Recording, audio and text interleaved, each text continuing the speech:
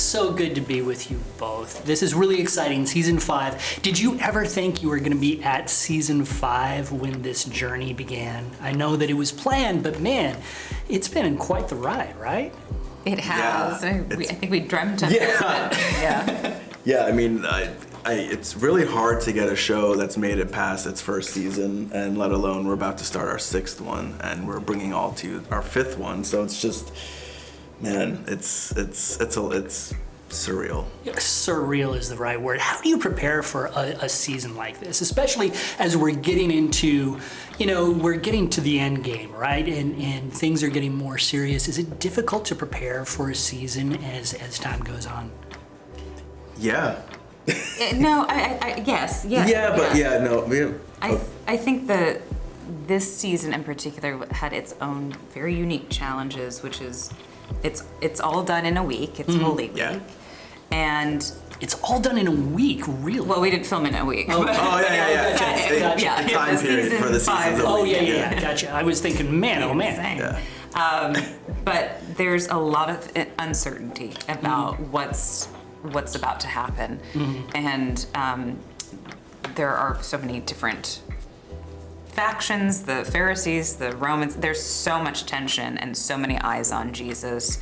And there's just like the stage just becomes so much bigger. There's so many more extras. There's so many people milling around that it's really easy to get sort of overwhelmed by this season. But I think it, in some weird ways, it's necessary, and it has to kind of be that like tense chaos where you're like, what is about to happen?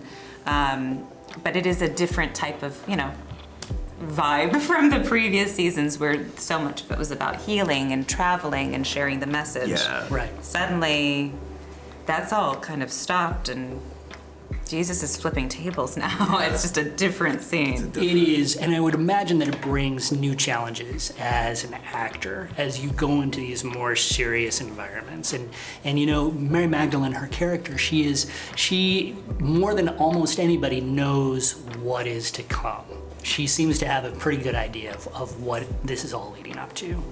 I think she has a sense that Jesus is speaking in metaphor, and everyone's, I think, hoping that it is just metaphor, but I think because she's been paying attention, she's realizing he's going to die, possibly very soon.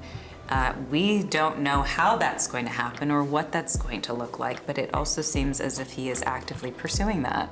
So there's this confusion of, do we try to stop this from happening? Do we accept this from happening? Is this a test for us to try to fix this from happening? There's a lot of confusing and uncertain moments in this season, and for Mary, she does everything she can to stop it from happening. Yeah. And Matthew is almost in an entirely different position in some ways, right? Yeah. He's documenting all this, but he's not. He is very much a moment by moment. Yeah, so he's not putting the pieces together like Mary has, and he is just observing and trying to make sense of it all. So you really see him just taking it all in, and the disciples are just a mess, bickering and trying to do this and that, and you just see kind of everyone kind of lost, and It seems like Matthew is one of the more interesting characters that we've seen within The Chosen, really in some ways, because of the challenges that he brings to the table, his innocence that he comes with. It's a really fun role, I would imagine, to play. It is. It's fun and fulfilling. It's so great to really put your shoes into a character that's a little different from you, but it allows you to understand the way they think or their thought process. And I've learned so much in portraying Matthew and with the challenges that have come with it. And it's been a great lesson of growth. Yeah. And I think it also subscribes to what we do at The Chosen, is we want you to grow from watching us and just kind of take what you can from it and learn from it. So I think Matthew's journey, along with all the other characters who people can relate to each of our characters, they're learning from them and getting inspired by us. Absolutely. Speaking of growth, tell me a little bit about, over these 5 seasons, and now I know you're going into your 6th, how have you grown? How have these roles changed you? It's a lot harder to wake up for those early call times now. We're just getting older. We're getting older. And tired. funny. You know, I've grown in so many ways in that I just feel like a sense of calmness and ease when I do these things, or just when I see, when I help launch the show around the world. It's not something that was easy for Paris at first, public speaking, or anything like that terrified me. But I don't know, Matthew's giving me this sense of like confidence. I think since the show, I feel like I've been more confident and more steeled, like, you know, more, yeah, it's allowed me to really kind of open up more.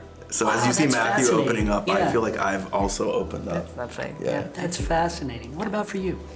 For me, Mary has represent real transformation, but also she kind of is becoming a little bit of a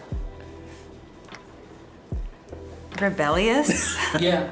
character. Yeah. And you know that about her from her past, you know, but she's almost, I feel like there's this integration of who she was in the past and this understanding of even the darkness, and then this experience with Jesus and the light and joy and Yeah. real happiness. And there's this integration of those two things that I feel like this season especially, she's kind of fearless in a way, and she leaves the group a couple times during the season and is not triggered by the things that used to trigger her, and is not afraid of what the Romans think of her or what the Pharisees think of her. There's like this almost, she's like confronting characters that she would never confront in the past. And so there's this, I think, deeper confidence in wanting to do what's right and wanting to speak the truth and fight for the truth that I think is very inspiring, and I like that about her this season. Yeah. Absolutely.